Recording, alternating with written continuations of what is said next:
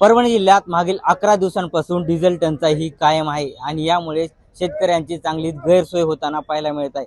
आपण बघितलं तर ज्या ठिकाणी डिझेल मिळत आहे त्या ठिकाणी अशा प्रकारे लांब लांब डिझेलसाठी कॅन्डा घेऊन शेतकरी रांगेत पाहायला मिळत आहेत, तर दुसरीकडे लांब वाहनांच्या रांगाही पाहायला मिळत आहेत। एकंदरीत बघितलं तर परभणी जिल्ह्यातील अनेक पेट्रोल पंपावर डिझेल मिळत नसल्यामुळे नागरिकांसह शेतकऱ्यांचे चांगले हाल होत आहेत। ज्या ठिकाणी डिझेल आहे त्या ठिकाणी अशा प्रकारे शेतकरी गर्दी करत आहेत आणि या ठिकाणी रांगेला लागत आहेत।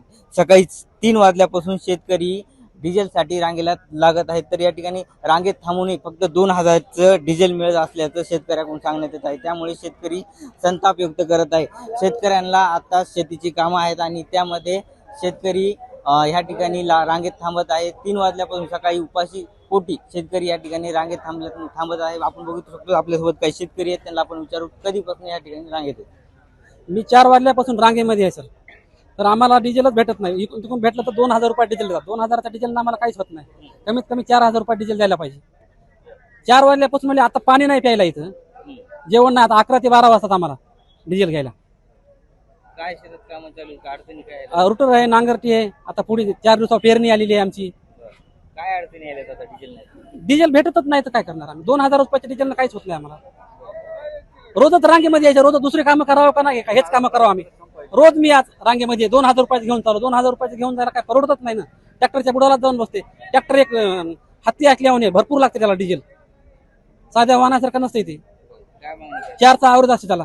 आम्हाला काय नाही, सरकारला एकच विनंती आहे की आम्हाला डिझेल रोजचं रोज 40 लिटर तरी द्यायला पाहिजे आणि प्रत्येक पंपावर पाहिजे। एवढी गर्दी होत नाही, रांगेत लागायची गरज नाही। 1 आणि 2 पंपावर डिझेल असून काही उपयोग नाही आमचा। किती पंप राहिले तुम्ही?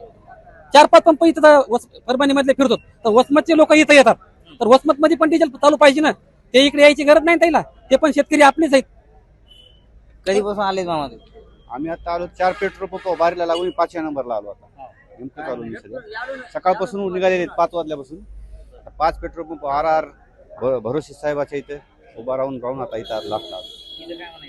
आता नेमकं चालू काय म्हणायचं कोणाला, 2000 आहे म्हणायचं, काय करतात कोणाला?